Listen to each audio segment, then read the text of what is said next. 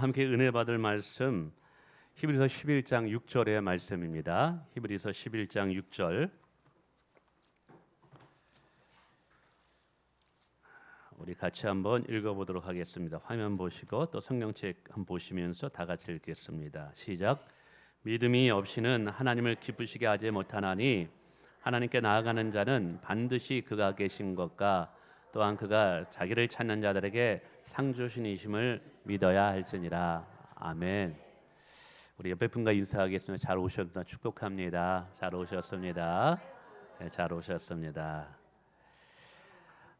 오늘은 믿음에 대해서 함께 잠시 살펴보면서 은혜를 받기를 원합니다. 성경을 묵상하고 읽다 보면 참 하나님께서 일하시는 방법이 사실 믿음인 것을 보게 됩니다. 하나님은 하나님의 일을 하나님 스스로가 하십니다. 오늘도 하나님은 하나님의 뜻을 이루어 가시는 줄 믿습니다. 근데 하나님께서는 늘 하나님의 사람들과 함께 그 일을 이루어 가기를 원하신다는 것이죠. 오늘도 하나님께서 우리를 이 자리에 불러주신 이유 중에 하나는 우리를 통해서 하나님이 하시고자 하는 일들이 있기 때문에 그렇습니다. 근데 하나님께서는 누군가를 쓰시고 사용하셔야 할 때 반드시 그에게 요구하는 것이 있습니다. 그건 믿음이라는 것입니다. 오늘 히브리서 기자도 우리에게 이야기합니다. 믿음이 없이는 하나님을 기쁘시게 할 수 없다고.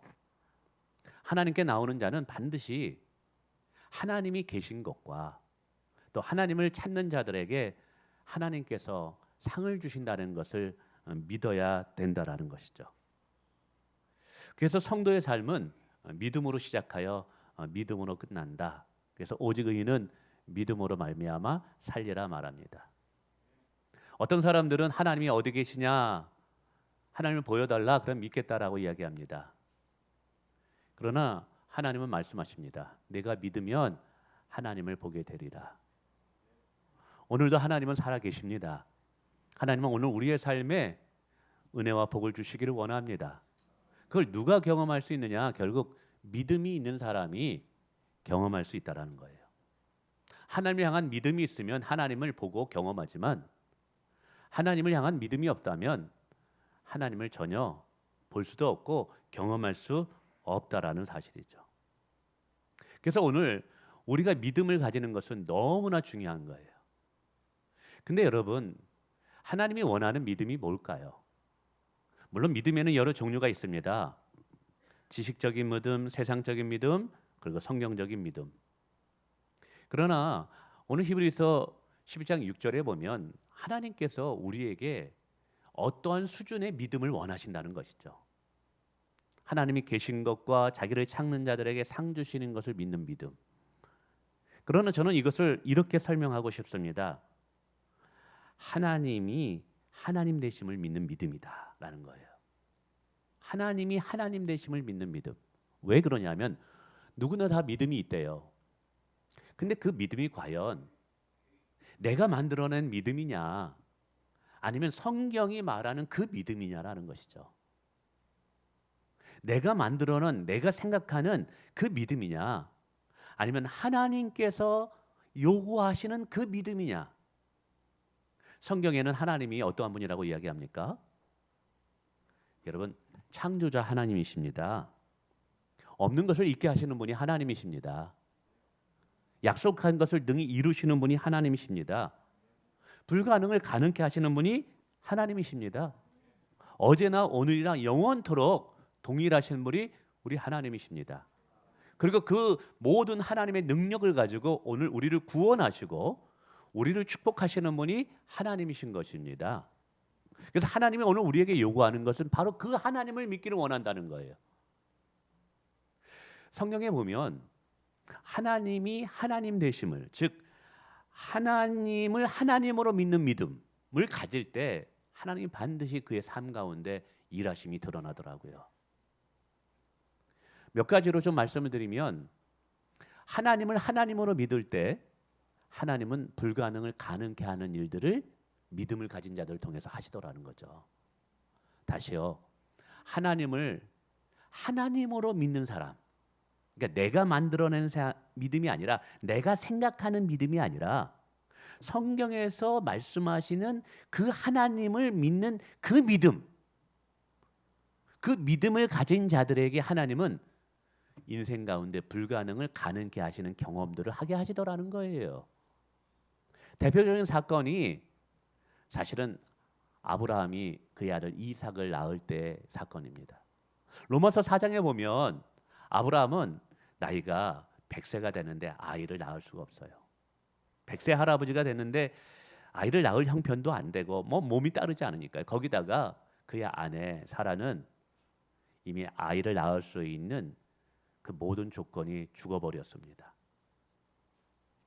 근데 하나님께서 반드시 내가 너에게 자녀를 주겠다라고 이야기합니다. 근데 로마서 4장은 아브라함은 이 믿음을 어떻게 하느냐? 죽은 자를 살림이 없는 것을 잊게 하시는 하나님으로 믿었다라고 이야기해요. 근데 이 믿음이 하나님 보시기에는 너무 귀하고 아름다웠던 것이죠. 성경 속에서 여호와 하나님께는 불가능한 것이 있겠느냐라는 질문을 우리에게 많이 합니다. 사람에게는 불가능해 보여요. 사람에게는 이건 안 되는 일이에요. 근데 그때마다 하나님께서 우리에게 나타나셔서 하시는 질문이 있어요. 그게 뭐냐? 여호와께는 불가능한 것이 있겠느냐? 이 질문이 뭐라는 거예요? 불가능한 것이 있다 없다? 없다라는 거예요. 하나님 믿으시죠? 근데 이거 믿으십니까? 이 하나님을 믿으시냐 이 말이에요. 나의 하나님은 불가능한 것을 가능케 하시는 하나님을 믿느냐 이 말이죠. 바로 이 믿음이 하나님을 기쁘시게 하는 거예요. 이 믿음이 우리에게 상을 가져오게 만드는 거예요. 아브라함은 이 믿음을 가졌던 것이죠. 그래서 바랄 수 없는 중에 바랐고 하나님의 약속을 의심하지 않았다. 약속한 것을 능히 이루실 것을 믿었다라고 합니다. 여러분, 하나님은 그 믿음에 반응하여 주셨습니다. 하나님은 우리가 가진 믿음에 반응하시는 분이에요. 어떻게 반응하느냐? 낳을 수 없는 이삭을 얻게 하심으로 하나님은 반응했다는 사실입니다. 할렐루야. 여러분, 이것은 오늘 우리에게 무엇을 말씀하느냐? 우리의 삶이 사방으로 우겨싸임을 당한다 할지라도, 우리의 삶이 불가능해 보인다 할지라도, 정말 우리가 어떤 하나님을 믿느냐? 하나님을 하나님으로 받아들이고 있느냐? 천지를 창조하신 하나님, 불가능을 가능케 하신 하나님을 믿는다면, 여러분, 성경의 로마서 8장에 아브라함의 하나님이 우리의 하나님이시래요. 이 말은 아브라함이 경험했던 하나님을 오늘 우리가 경험할 수 있다라는 사실입니다. 할렐루야. 하나님이 어디 있어? 기도한들 무슨 소용이 있어? 그러나 성경 속에, 아니, 이 시대의 수많은 믿음의 사람들이 이 하나님을 경험하여 여기까지 올 수 있었던 거예요. 저는 이 하나님을 지금 경험하고 싶습니다. 건축하는 과정 중에 도저히 내 힘으로 감당할 수 없는 이런 문제? 근데 불가능을 가능케 하신 하나님을 저는 바라봅니다. 믿음의 주에 온전케 하신 예수 그리스도를 바라보듯이요. 할렐루야. 그럴 때 오늘 하나님이 우리에게 분명히 불가능을 가능케 하시는 경험을 하게 될 줄을 믿습니다. 두 번째, 하나님을 하나님으로 믿을 때 없는 길을 여시는 분으로 소개하고 있어요. 출애굽기 14장에 보면 이스라엘 백성들이 모세의 인도를 받아서 애굽을 탈출하게 됩니다. 근데 하나님께서 인도한 것이 어디냐? 홍해 앞이에요. 앞에는 거대한 바다가 놓여 있고 뒤에는 바로라는 악한 왕이 수많은 군대를 이끌고 이스라엘을 죽이기 위해서 정말 몰려오고 있습니다. 좌우에는 산맥이 있어서 도저히 피할 곳이 없는 상황이에요. 우리가 이것을 완전히 사방으로 막혔다라고 이야기합니다. 이때 하나님을 하나님으로 믿지 않았던 이스라엘 백성들을 원망하고 불평합니다. 왜 하나님이 우리를 이곳으로 인도했는가? 우리를 죽게 하려고 이곳으로 인도하였는가? 근데 하나님은 모세를 향해서 말씀합니다. 내 손을 들어 지팡이를 잡고 홍해를 향하여 들리라고. 그때 어떤 일이 일어납니까? 홍해가 갈라지는 일들이 일어나고 이스라엘 백성들이 그곳을 지나며 기적을 경험하는, 구원을 경험하는 일들이 일어나게 된다는 사실이죠. 우리는 그것을 통해서 깨닫게 됩니다. 하나님께서 모세에게 원했던 것, 이스라엘 백성들에게 원했던 것이 무엇일까? 결국 믿음이라는 것이죠.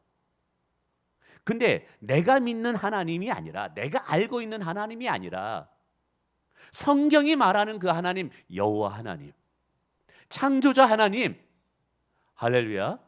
그 하나님을 믿을 때 어떤 일이 일어났습니까? 길이 열려지더라는 거예요. 물론 우리가 길을 잃어버릴 때 어떤 길이 옳은 길인지를 알려주시기도 합니다. 그러나 없는 길을 새롭게 만드시는 분이 하나님이신 줄을 믿으시길 바라겠습니다. 길을 잃어버릴 때 길을 찾게도 해요. 그러나 길이 없을 때 길을 여시는 분이 하나님이신 줄을 믿습니다. 오늘 인간이 끝이라고 생각하는 순간, 그때 하나님은 우리에게 믿음을 요구하시는 거예요. 어떤 믿음이요? 하나님을 하나님으로 인정하는 믿음. 여러분, 그럴 때 하나님께서 길을 여시는 것을 경험한다는 사실이죠. 성경의 수많은 인물들이 그런 것들을 경험해요. 히스기야도 죽게 됩니다. 그가 진짜 이 죽음의 상황에서, 또 다윗도 사울에게 쫓겨다닐 때도 또 마찬가지였습니다. 그러나 결국 그 모든 것을 헤쳐나가며 새 길을, 그 여시는 하나님을 경험한 것이 뭐냐면 믿음이었던 거예요. 오늘 저 여러분이 믿음의 성도들이 되기를 원합니다. 오늘 우리가 살아가면서 이스라엘 백성들처럼 사방으로 우겨싸임을 당하는 그런 상황에 놓일 때가 있어요. 내가 그렇게 믿었던 내 친구도 나를 도와줄 수도 없고, 나를 사랑하는 내 부모 정말 있으면 모든 것을 주어서 우리를 믿고 나를 도와주고 싶다 그랬는데 능력이 안 되는 거예요. 아마 지금 사면초가 같은 위치에 놓여져 있는 분들도 여기에 계실지도 모르겠어요. 어느 누구도 누구를 찾아도 도움이 안 돼요. 어떻게 하시겠습니까? 여러분, 이때 우리는 천지를 지으신 여호와 하나님을 바라봐야 됩니다. 오늘 성경은 말합니다. 하나님을 하나님으로 믿을 때 하나님께서 길을 열어 주신다고요. 할렐루야. 사람들은 길이 막혔다 그래요. 여기서 끝이라고 얘기해요. 근데 그게 아니더라고요. 하나님은 그 막힌 그 자리에서 새 길을 열어 주시는 분임을 믿으시길 바라겠습니다. 오늘 하나님은 여러분의 인생 가운데 길을 열어 주실 수 있는 분이에요. 여러분의 자녀의 길을 열어 주실 수 있는 분이에요. 할렐루야. 저도 목회하면서, 그리고 지금 살아오면서 여러 가지 것들이 있었어요. 야, 이게 여기서 정말 도대체 갈 길이 보이지 않는구나. 그럴 때마다 하나님 앞에 무릎 꿇고 기도하고, 하나님 도와달라고 기도하고, 믿음을 달라고 기도하고, 오직 의인은 믿음으로 말미암아 살리라. 인내하며 하나님을 찾을 때 정말 기이한 일들이 열려요. 내가 얘기지도 않았고 내가 생각지도 않았던 사람들이 나를 도와주기도 하고, 전혀 얘기지도 않는 방법들이 열려지기도 하고. 여러분, 이사야에서 하나님이 말씀하시는 게 뭔지 아십니까? 하나님께서는 새 길을 열어주신대요. 광야에서도 물을 대시고 사망에서 길을 여시는 분이 우리 하나님이십니다.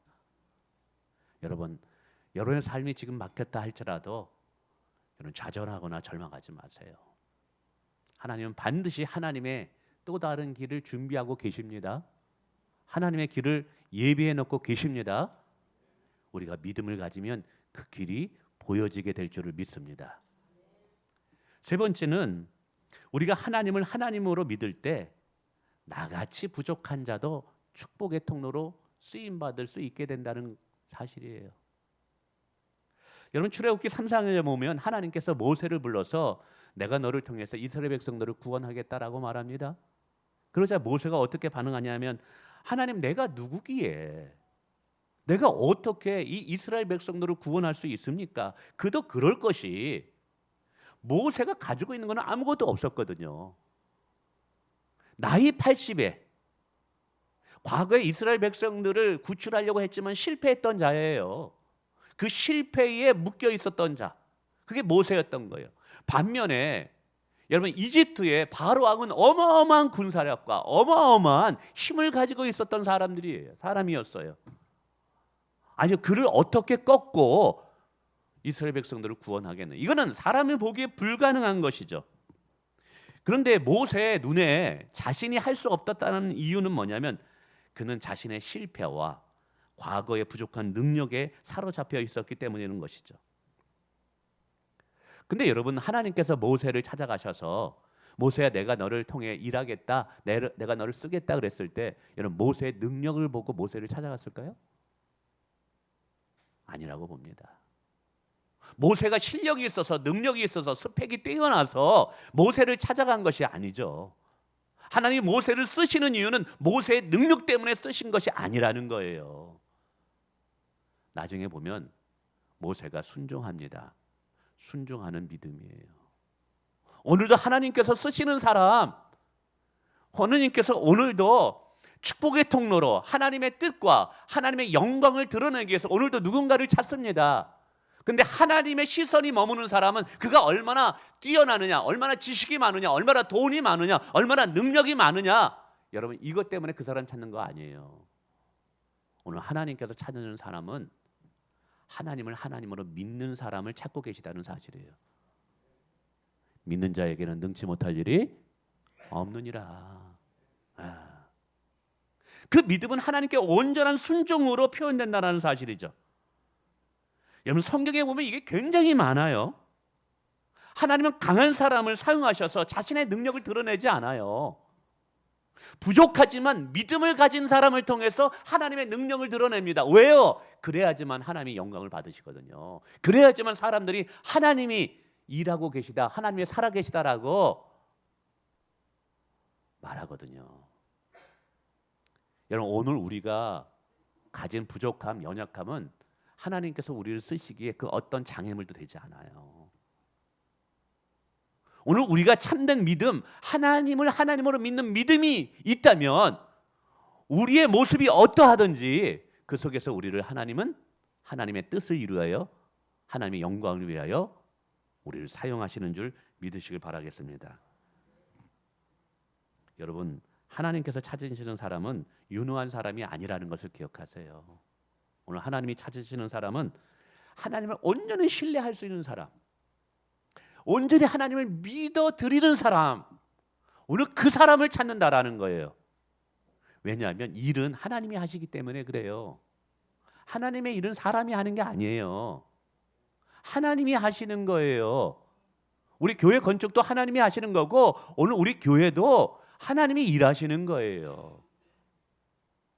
그래서 오늘 하나님이 찾으시는 사람은 하나님을 온전히 신뢰하고 하나님께 내 모든 것을 맡겨 드릴 수 있는 사람을 찾으신다는 사실이에요. 아마 여기 계신 모든 분들은 성령님을 경험하고 예수님을 믿은 이후부터 여러분의 인생이 가치 있는 일에 쓰임 받고 싶고자 하는 열망이 있을 거예요. 내가 좀 힘들고 좁은 길을 간다 할지라도 내 인생이 하나님께 쓰임 받았으면 좋겠다라는 마음이 여러분 모두에 있을 것입니다. 이게 은혜 받은 자들의 마음이에요. 할렐루야. 근데 사단 마귀는 계속 그러죠. 네가 무슨 쓰임 받을 만한 능력이 어디 있어? 네가 무슨 자격이 된다고 계속해서 우리를 비하하죠. 우리의 없는 것, 부족한 것만을 보게 만들죠. 여러분, 그러나 그 모든 것을 타파하고 뛰어넘어서 우리의 삶이 하나님께 영광되게 하는 삶은 믿음인 거예요. 사랑하는 성도 여러분, 오늘도 하나님은 믿음 있는 사람을 찾고 있습니다. 믿음 있는 사람을 찾고 있습니다. 여러분의 연약함 때문에 낙심하지 마세요. 여러분의 부족함 때문에 실망하지 마세요. 제가 이렇게 이제 설교를 하면, 목사님, 저는 믿음이 없어요. 저는 아무리 봐도 아브라함과 같은 믿음도 없고, 다윗과 같은 믿음도 없고, 어떡해요? 근데 너무 감사한 것이 있어요. 하나님께서 아브라함을 쓰십니다. 그래서 아브라함이 뭐냐면 믿음의 조상이라 그러는 거예요. 근데 여러분, 아브라함이 처음부터 믿음의 조상이었을까요? 아브라함이 처음부터 하나님을 하나님으로 믿는 사람이었을까요? 그렇지 않아요. 창세기 12장에 보면 그도 믿음이 흔들려 가지고요, 자기 아내 사라를 누이라고 속입니다. 하나님이 약속하셨는데도 불구하고 그걸 인내하지 못해서 첩을 들여 가지고 엉뚱한 자녀를 낳습니다. 이게 다 뭐냐면 아직도 연약한 아브라함의 모습이에요. 근데 그런 아브라함을 하나님은 버리지 않더라는 거예요. 아브라함을 훈련시키더라는 거예요. 그래서 여러 사건들을 만나게 합니다. 여러 환경들에 노출되게 합니다. 그래서 그 모든 것을 통해서 하나님께서는 어떻게 했느냐? 창세기 22장에 이삭을 드릴 수 있는 믿음의 조상이 되게 만들더라는 것이죠. 그러니까 오늘 우리의 믿음도, 하나님을 믿는 믿음도 사실은 하나님이 주시는 선물인 거예요. 여러분, 내가 지금 믿음이 없다고 하나님 멀리하거나 좌절할 것이 아니라 우리 하나님께서 우리의 믿음을 만들어 가심을 믿으시길 바랍니다. 지금 여러분이 만나는 여러 상황들이 있을 거예요. 때로는 힘든 상황도 있을 거고, 눈물의 상황, 그리고 사람들과 관계의 어려움들 많죠. 직장에서, 또 여기저기에서 갈등들, 또 경제적인 어려움들. 근데 이 모든 어려움들은 뭐냐면 결국 여러분들을 믿음의 사람으로 세우기 위한 하나님의 놀라운 섭리라는 것이죠. 그런 것을 통해서 하나님께서 아브라함을 믿음의 사람으로 사용하여 믿음의 축복의 사람으로 쓰신 것처럼 그 사건들을 통하여 우리를 믿음의 사람으로 만들어가는 중이에요. 여러분, 하나님께서 우리를 인도하실 때 한치의 실수도 없습니다. 아멘. 우연도 없습니다. 지금 힘들고 어려울 수도 있죠. 누구 때문에? 사람 때문에, 어떤 물질 때문에, 건강 때문에, 뜻하지 않는 누가 암이다, 누가 이런 소식이 들릴 때마다 가슴이 쿵쿵 내려앉기도 하죠. 그래서 성경은 말합니다. 두려워하지 말래요. 염려하지 말래요. 놀라지 말래요. 왜요? 그 모든 것이 하나님의 섭리 안에 이미 계획되어 있다는 거예요. 우리는 놀랄 수 있어도 하나님께는 놀라울 일이 아니라는 거예요. 아멘. 근데 그 모든 것들이 뭐라는 거예요? 결국 아브라함을 믿음의 조상으로 세웠던 것처럼 오늘 우리를 믿음의 사람으로 세워가기 위한 하나님의 훈련의 과정이라는 거예요. 이런 모든 것을 믿음의 눈으로 해석하길 원합니다. 부정적으로 해석하지 마세요. 부정적으로 해석하면 여러분 정말 이 절망의 늪에 허우적거립니다. 잠 못 자고요. 여러분, 모든 것을 긍정적으로 생각하셔야 돼요. 믿음으로 생각하셔야 돼요. 제가 요즘 하나님을 어떻게 기쁘시게 할까 이런 것을 이제 고민합니다. 왜냐하면 이게 건축의 끝말잇기 하니까 이게 쉽지 않은 여러 문제들을 계속 부딪히는 거예요. 재정적인 문제, 공사가 지연되는 문제, 등등등의 문제. 거기서 이제 우리가 이사를 가려면 이제 이사 문제, 또 세금 문제가 또 있어요. 여러 가지가 많아요. 그래서 어떤 때는 이제 잠을 자다가 12시 자면 새벽 3시에 일어나기도 하고 그래요. 입술에 구멍이 뻥뻥 났어요. 뭘 먹으시거나 마시면 입이 쓰라려요. 이빨을 닦으면 피가 나와요. 그래서 어느 목사님이 건축하다가 이빨 다 빠졌단 말이 무슨 말인지 내가 좀 이해할 것 같아요. 이게. 그래서 제 아내가 이빨 빠지지 말라고 비타민 뭔가 해가지고 약을 사주더라고요. 이걸 꼭 먹으라고. 내 남편 이빨 빠지는 거 원치 않는다고 이게. 그래가지고 그 약을 먹고 있어요. 이빨 빠질까봐. 이게 쉽지 않아요. 이게. 그런데 이때 이런 상황 속에서 내가 하나님을 기쁘시게 할 게 뭘까 생각을 해봤어요. 그게 뭐냐면 믿음으로 반응하는 거다. 그게 제가 하나님 앞에 이제 감사하며 저녁 때마다 반응할 때 무조건 긍정적으로 생각하자. 무조건 좋게 생각하자. 왜? 하나님은 선하신 분이시니까. 할렐루야. 그래서 뭘 생각해도 생각 속에서 머리를 바꾸는 거예요. 이거 지연됐습니다. 안 됩니다. 할 때마다 이거를 또 바꾸는 거예요. 하나님의 뜻이 있을 거야. 하나님의 계획이 있을 거야. 어? 우리의 생각부터 하나님을 기쁘시게 해드리길 원합니다. 할렐루야. 그러면서 이것을 믿음으로, 계속 믿음으로, 여러분 성경은 약속하셨어요. 믿음으로 사는 자는 그 믿음으로 역사하시는 하나님을 볼 것이라고. 저는 하나님의 살아계심을 보게 될 것을 저는 믿어요. 하나님이 일하시는 것을, 하나님이 완성하시는 것을 저는 보게 될 거라고 저는 믿습니다. 사랑하는 성도 여러분, 여러분 삶이 사방으로 우겨싸임을 당한다 할지라도, 길이 안 보인다 할지라도, 큰 문제 앞에 놓였다 할지라도, 내 능력과 내 실력이 이것밖에 안 돼서 이거 어떻게 되나 여러분의 한계에 부딪혔다 할지라도 여러분 하나님이 도우시면 됩니다. 그 도우심을 받는 방법이 믿음이라고 얘기해요. 그 믿음이 뭡니까? 하나님을 하나님으로 인정하는 거예요. 할렐루야. 그러기 위해서 여러분 몇 가지 여러분에게 팁을 드립니다. 실제적으로 우리의 삶에 뭘 적용해야 될까? 첫 번째, 우리의 생각을 하나님의 말씀으로 지배받도록 하십시오. 여러분의 생각을 하나님의 말씀으로 지배받도록 하세요. 여러분 믿음은 어디서부터 시작되면 우리의 생각으로부터 시작된다라는 거예요. 우리 생각이 어떠하느냐에 따라서 그것이 믿음으로 표출된다라는 거예요. 그러므로 세상은 계속해서 우리에게, 마귀는 우리에게 계속해서 안 된다, 할 수 없다, 부정적으로 보일 것입니다. 그때마다 하나님은 뭐라고 말씀하시냐? 믿는 자에게는 능치 못할 일이 없느니라. 내가 너와 함께 하겠다라고 말씀하고 있다는 거예요. 그래서 제가 또 요즘 내비게이터 제자훈련하는 69절 성경 구절이 있습니다. 그 69절을 계속 암송합니다. 매일같이. 유튜브 틀어보니까 내비게이터 성경 69절 치니까 생각하는 게 다 있어요. 인터넷에는 치니까 멋진 성우가 성경 구절을 2번씩 이렇게 읽어줍니다. 천천히.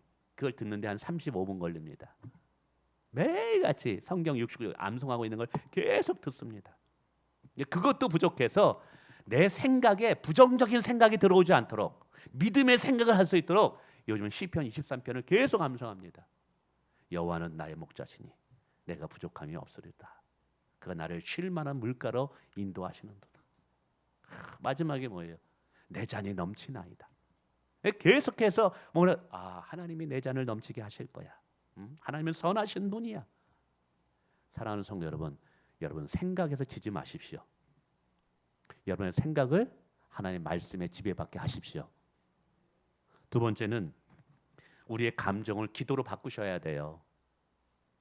두려움, 염려, 부정적인 감정이 몰려올 때 그것에 끌려다니지 마세요. 그걸 과감히 끊는 방법이 뭐냐면 기도라는 것이죠. 여러분 기도에 유익이 있어요. 기도는 나의 상황을 바꾸기도 하지만 상황을 바뀌기 전에 내 마음의 상태를 바꾸더라고요. 요즘 제 아내와 함께 저녁마다 1시간씩 교회당에 와서 기도합니다. 물론 새벽 기도도 나와서 기도하고 교회 출근해서도 기도하고 그리고 저녁에서도 제 아내와 함께 또 교회 와서 또 1시간씩 기도합니다. 그러니까 요즘은 이제 건축 현장에 반이 있지만 그러나 계속 머릿속에서는 성경을 암송하고 그 저녁에도 또 와서 기도하고 또 기도하고 기도가 안 할 수가 없어요. 기도를 안 할 수가 없어요. 기도를 쉬는 순간 부정적인 생각이 염려와 두려움이 나를 엄습하기 때문에 그래요.